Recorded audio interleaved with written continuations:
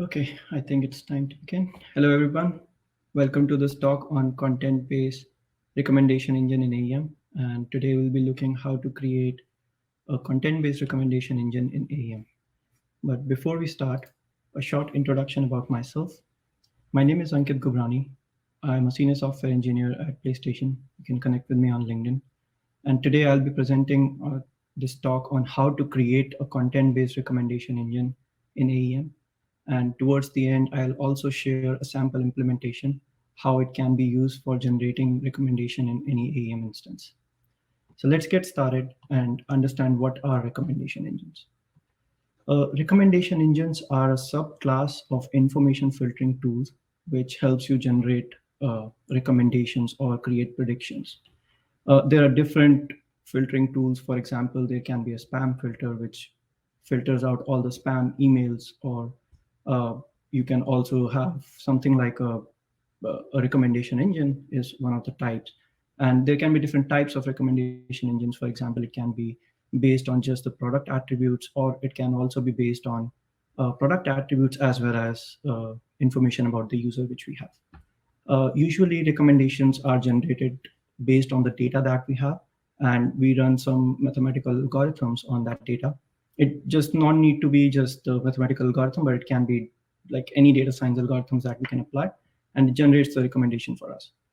And benefits of having a recommendation engines is it helps us improve the user experience on our site and helps us improve the retention rate, because if we are generating the recommendations for a user, we are interacting with the user, giving him the correct uh, suggestions which he would be interested in. So let's just see what are different types of recommendation engines. The first type is based on a technique called content-based filtering. In this technique, we just purely look for the properties or the attributes of a product. So for example, if you see this, let's say if a user comes on a site and he's browsing through a game, and that game can have certain properties in it. So what we do is we try to fetch the properties of that game, and then we try to find a very similar game just based on those properties. So it's just looking for a very similar game. So let's say if you go on an e-commerce website where they show you recommendations for the similar items, that is usually based on content-based filtering. The other type of recommendation engine is based on a technique called collaborative filtering. In this technique, we just not only depend on product attributes, but we also rely on user behavior. So for example, if user has given some feedback on the products, or if he has liked the product, what we do is we take all that information along with the product attributes and then try to generate recommendations for the user. So for example, let's say if a user comes on a website and he is looking for a game. So what we'll do is we'll first try to find a user who is very similar to the current user. And once we have a user who is similar to the current user, then we try to make a recommendation. Let's say if the user that we found in our system has bought a game in the past, we try to make that game as a recommendation to the user who has come on our site. So that could be one way of generating the recommendations. And collaborative filtering is better than content-based filtering because it takes more attributes about the user as well and the product and generates more apt recommendations. But sometimes it might not help. The example that I just covered, wherein we find a user similar to the current user, is called user-based collaborative filtering. Then there is also something called item collaborative filtering. There is like further more detailed, more types of collaborative filtering, which we won't be covering in this session today. Then there is another type of recommendation engine, which is called hybrid, which uses both the approaches, content-based filtering and collaborative filtering. So how it works is it first generates the content-based filtering, and then it also generates the collaborative filtering, and then there is a merger, which merges the results from both the filtering systems and shows the recommendations. One of the examples of collaborative filtering is like when you go on an e-commerce site, it shows you other people also bought this along with this product. That is a real example of collaborative filtering. But in today's session, we will be just covering content-based filtering. So let's see how we can generate recommendations in AEM. So here, these are any basic principles of generating recommendations. So in order to generate the recommendation, we need to have data. We need to extract the data because we need to perform some algorithms and run some analysis on that data. So we first thing that we need to do is extract the data. There can be different ways of extracting data. Sometimes we first show some form to the users, get some information, store that information, and then clean that data. But we'll look into it how we can do that in AEM. And once we have that data, we need to clean up the data. We need to convert that data in a machine readable format because computer cannot understand text. So what we do next is we identify what all properties are important for our recommendations. And then we convert all of that information in the form of vectors. And once we have all of that information in the form of vectors, which is easier for a machine to read and perform operations on, then we do the actual similarity operation. In this case, we will be using a very specific type of similarity operation, which is called cosine similarity. And we'll look into it, what cosine similarity is and how does that work. And once we perform the similarity operation, it gives us top most similar products or items to a current item. So let's see what's data extraction and how we can do it in AEM. So in AEM, we already have all the data available within our AEM system in JCR. So what we can do is we can write AEM queries to get the data, and data can be in the form of nodes. Once we have the nodes, a node can have like lots and lots of information on them, which is the raw data. The next thing that we usually do is clean up that information because let's say if I'm trying to generate a recommendation on a product, not each and every piece of information might be useful for generating the recommendations. So first thing that we have to identify after we get the data is what all properties are relevant for the recommendations. Once we have that information, what we do is we try to generate a bag of words. So what is a bag of words? It's actually, we take all the features and store it in one field for a given product. And it just like, these are the features for any given product. And once we have that, bag of word can also have the occurrences of those features. So for example, let's say if I have a racing game, which can have type as racing, and it also has a tag applied to it as racing. So the count of that tag becomes twice. So we'll look into it in a second, how that looks. Here's an example of what bag of words look like. So let's say if you see the first record, we have a game page. It's called GT4. It's a game, Gran Turismo 4, and it has certain properties or features applied to it. For example, racing, it's a driving game, it's a racing game. It can be played on a PS4 console, and it's developed by SIE as a publisher, and all such things. So this is just random test data, but yeah, just to give an example, this is how we generate bag of words, and it's not from one property, but whatever property author or user has given, like these are the properties relevant for the for the recommendations. We get all those features and store it in just one bag. And as the name says, bag of word doesn't depend on where that comes, like if the driving is before or after. It's just one bag, and the order of the feature doesn't matter in there. So once we have extracted the data, next up, we try to extract the features out of it. Because computers cannot understand the raw text, what we do is we try to convert that raw text in some machine readable format. And this whole technique is called bag of words model. So bag of words model is a way of extracting features out of the data or the cleaned up data that we have. So as per bag of words, as we saw in the first step, we just create a bag of word. And as part of a bag of word model, we then convert that bag of word that we created in the previous step into a vector, which has all those features. And once we have that vector, we perform the actual similarity operation. So before we go forward, let's just first see what is bag of word model. How does that work? So in bag of word model, what we do is we maintain a vocabulary for all the words. So let's say if we have 5 games and each game has 3 unique features, we would have like 15 words in our vocabulary. but each and every game might not have all of those 15 features. So what we do is we create bag of words like we saw earlier, but we maintain a measuring count of how many given features out of those vocabulary are present in our game record or in our product. And then once we have that, we try to vectorize that information. So next up, we try to vectorize the data. So basic fundamental idea here is to convert the textual information into a machine readable format, which is what we have, a vector. And we use a very specific technique for converting all of that data into vectors. We call it count vectorizer. So in case of count vectorizer, what we do is we create a sparse vector based on the vocabulary that we created. And we call it sparse because each and every record might not have all the properties available. So what it does is it stores the count of each and every feature that is there from our vocabulary, and then it stores it in a vector. So here's an example of a vector. So let's say we have a vocabulary which has 7 words in it, and we are trying to vectorize the data for a racing game. So if you see here, the action is 0. That's because in our racing game, there is no keyword which applies to action. And if you see here, this is a sparse vector because it does not have each and every property available for this racing game.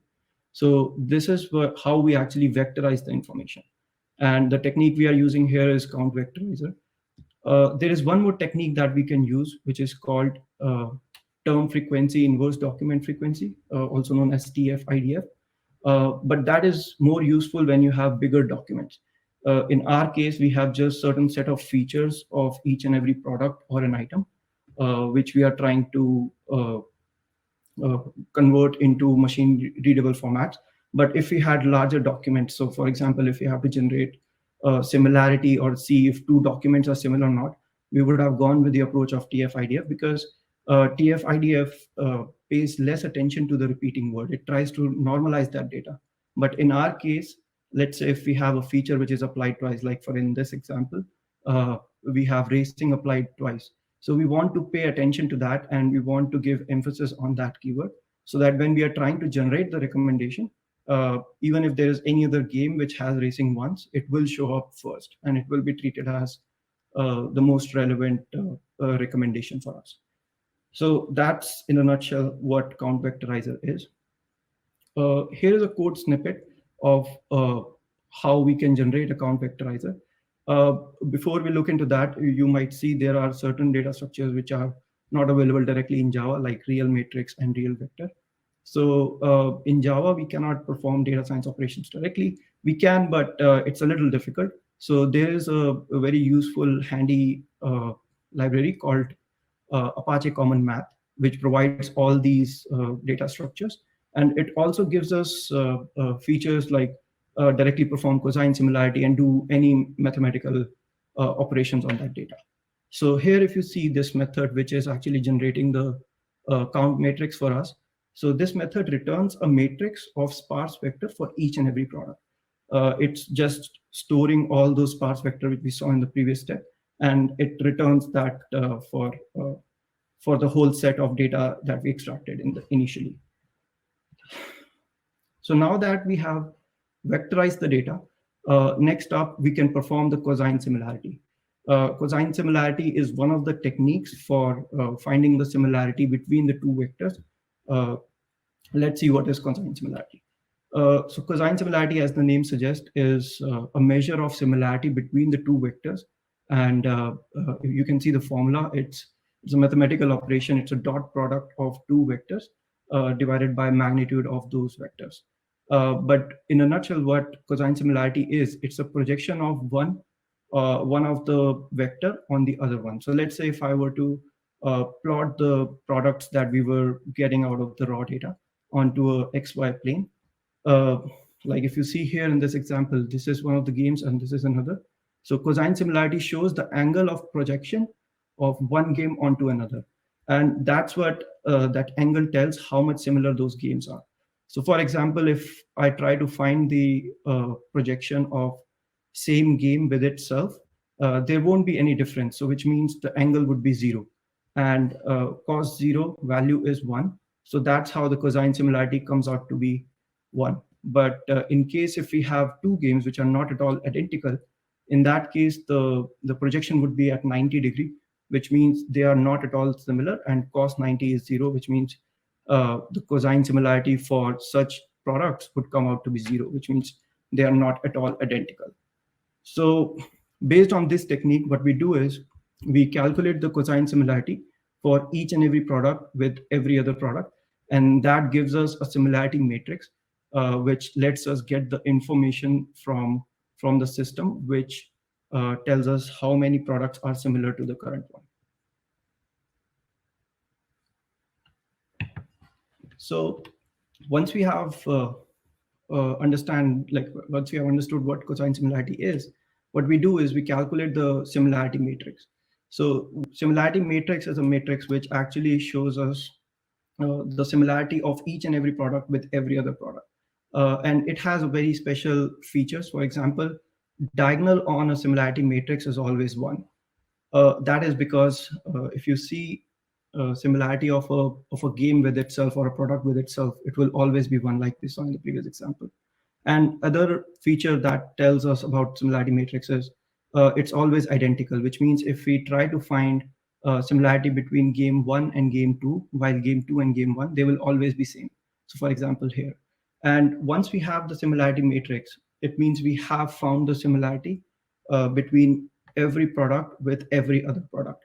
And it's easier for us to generate the similarities now. So we have generated the recommendations. Now it's only left to read the similarities from the similarity matrix. So here's a code snippet where we are actually generating a similarity matrix. Here, if you see, we first vectorize the data by getting the count matrix, which is using the count vectorizer technique. And then what we are doing is we are actually looping through that whole matrix and trying to find the cosine similarity of each and every node or product in this case with every other product. And once we have the dot product of those matrix, we store that whole similarity matrix, and that can be used for finding the similarities or the recommendations. And one of the things that I did was with this tool, which is because we cannot generate recommendations every time there is a request or a page is requested. So what I did, I actually serialized the whole similarity matrix object and stored it in JCR so that it's not actually generated every time a user requests for the similarity or the recommendations. It actually is read directly from the JCR. And one of the other benefits is we don't have to generate the recommendations on publisher. It can be generated directly on author, and we can publish those. So I'll show that in a second. Next up is consuming the recommendations. So now that we have actually generated the recommendations, we needed a way to consume those recommendations or show them on a page. So for that, what I've done is we created a service which actually read that serialized similarity matrix from JCR and shows the recommendations. And so in order to generate the recommendations, we have also implemented a scheduler which runs after every specific intervals, which lets you generate the recommendations after, let's say, once every day, twice every day. And then this reader service can be used for just reading the recommendations, and it's not generated directly in the runtime when a user is requesting those. So now that we have seen the overall approach, let's see a quick demo of it. Let me open up this page.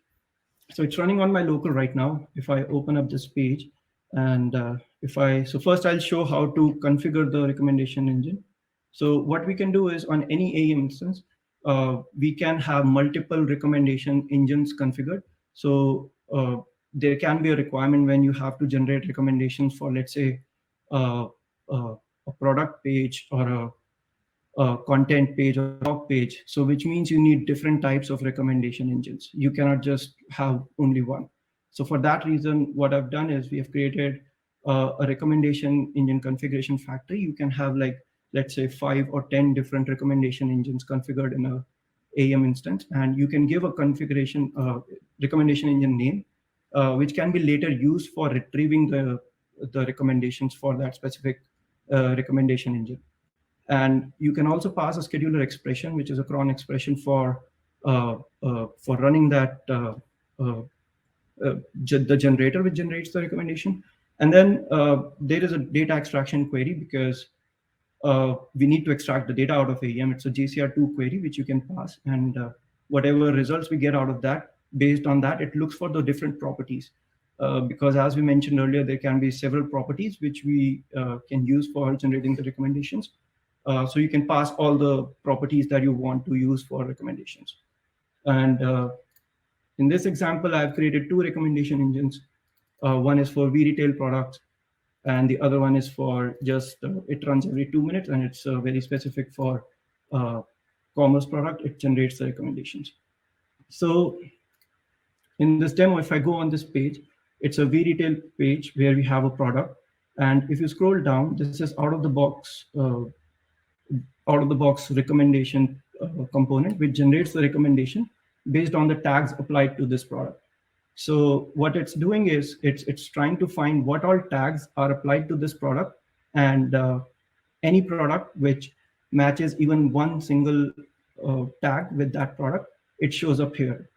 So for example, here we have a t-shirt, but we have a recommendation of a jacket. We also have a recommendation of a surfing board. So it's not really a recommendation, but it's just suggesting you may also like these. But here we are using the actual recommendation generated from the recommendation engine, the implementation that we have done.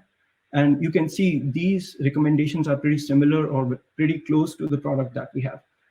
It highly depends on the tags that are applied, but it's pretty close to what we are looking for. And here we have one of the limitations with, here we have same products showing up twice.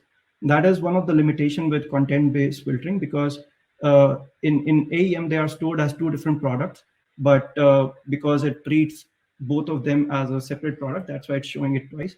But if you see the path, they are actually two different products stored in two different locations.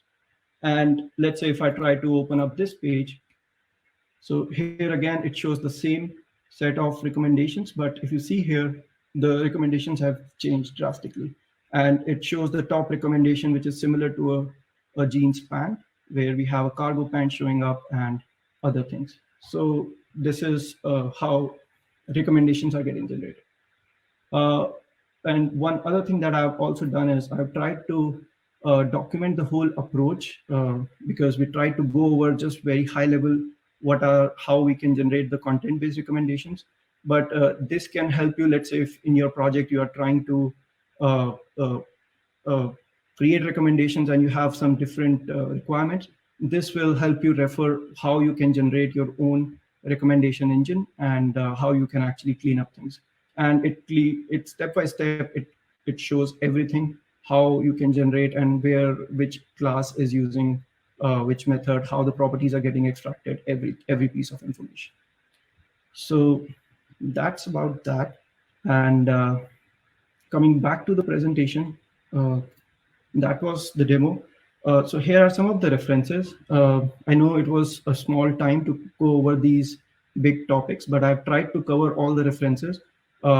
Basically, it covers what content-based filtering is, what is bag of words model, what is cosine similarity. And then I've also covered, added a link for Apache Commons Math, because that's a really handy library. And using this, you can not just do cosine similarity, but there are other similarity operations that can be covered. For example, there is one such similarity operation, which is called Jacquard, which uses a different type of methods. So using this library, we can implement that as well. And then I've also added a link for the AEM implementation, which takes you to this GitHub link, which here also I've tried to cover all the information that can be useful for while you are going over this. So yeah, that's pretty much it. I think we are open for Q&A.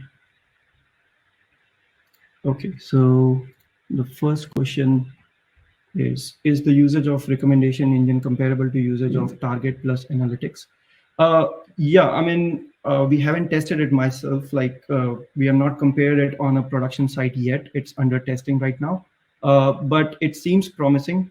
The only reason why we would want to still go with having a native recommendation engine in AEM versus having Adobe Target is because let's say you have uh, a page which is not yet to be published, or in our case at PlayStation, there are times when we do not want information to go live beforehand. So this kind of approach can be used beforehand, because how Target works is it actually can go only over the published data. It cannot go over the data which resides within AEM. So that's where this kind of approach can be helpful. So yeah, but we are yet to see the results out of it. So yeah, I'll try to post it somewhere in our channel or somewhere on there. So the second question is, did you consider to use Adobe Target? And its thought pros and cons. So yeah, I've just covered like Adobe Target has that one limitation wherein you would have to, the content needs to be live on the site before you can actually use that information for generating the recommendations. So that's where this comes handy. So yeah, the next question is, did you use NLP for tokenization? Will it work for any language? So I've kept the tokenization pretty simple. I'm not using any embeddings or any other approach. I'm just using simple tokenizer, which actually separates out everything based on a space separator and a bag of words. So I'm not using any fancy tokenization. It's a pretty straightforward how we use in any uh, uh, uh, cosine similarity project. But we are not using any NLP-based tokenization or embeddings for this. And it works for almost every language because ultimately it's just straightforward, simple tokenizing. But yeah, one thing that we would want to keep in mind is when we are generating the recommendations or when we are passing the raw data, we want to make sure the data is for one specific language. We cannot mix and merge two different languages like English with any other language. So that's the only thing that we have to keep in mind. So next question is it possible to use similarity and TF-IDF functionality provided by Lucene embedded in AEM part of Oak? That I'm not sure of. I have not looked into that. Earlier, before I implemented this approach, I was looking into the Lucene's way of generating the recommendations, and mostly I got what we have seen in vDetail, which is it tries to find any product which has a very similar tag applied to it, and it shows up as a recommendation. But yeah, that can be one of the improvement that we can do to use similarity with the Lucene embedding. But yeah, I didn't get a chance to look into that as of now. Then we have another question which says, if you use TF-IDF for vector representation, do you also use cosine similarity as a similarity measure? And with which similarity measures did you experiment? So I didn't use TF-IDF for cosine similarity. I used once TF-IDF for Jacquard similarity. So Jacquard similarity is when you have lots and lots of a bigger document for that matter, and then you want to find similarity between the two documents, like what is the percentage of two documents they are similar to, or let's say you want to create a concise summary of a document, then that's when Jacquard similarity can be used. But I haven't used TF-IDF with cosine similarity. In my experiment, I just used cosine similarity with count vectorizer, and it is giving pretty promising results that I've seen. So next up is, was stemming or lemmatization used? How did you prepare the training data?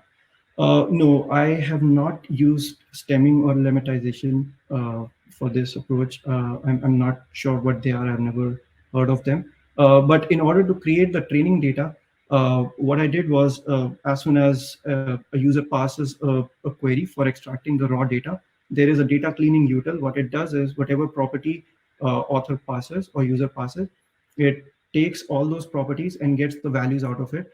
And if in case you mention it as a description or a long text, so there is an option you can tell if it's a tag, long text, or a string. Based on that, it removes the stop word, and that's the only thing that I do while preparing the data, to remove the stop words, because those can lead to not that consistent results. And once we have that data created, then we just perform the operation of vectorizing the data that we have and implement the cosine similarity on top of it. What is the real life dimension of vectors you are using? Is in your example, it was just 7. Yeah, so the real life dimension that I was using for the vectors, like I did the operations on VRetail data where I think there were close to 50 or 55 unique data sets. But when I did it on my test, when we were doing it for PlayStation.com, there were more than 100 different feature set that we got in our vocabulary. And I have also tested this tool with more than 550 products, and it was able to generate the recommendations in less than 10 minutes. And that was the reason why, because it was still taking 10 minutes for generating, because it finds 100 different features, and then for 500 different products, it takes time. So for that reason, we implemented that serializing and storing the similarity matrix within JCR and then read it from there. So that 7 was just for the slide for the demo. I think there is one more question. Can content-based recommendation engine capture interdependencies? I'm not sure about that one. I haven't. I'm not really sure about the interdependencies. What does this mean? But yeah, maybe we can look into that for future upgrades. Okay, I think those are all the questions that we had. So I think that's it. And thank you so much. Thank you everybody for joining the session. I hope you enjoyed it. Please reach out to me if you have any questions. Thank you.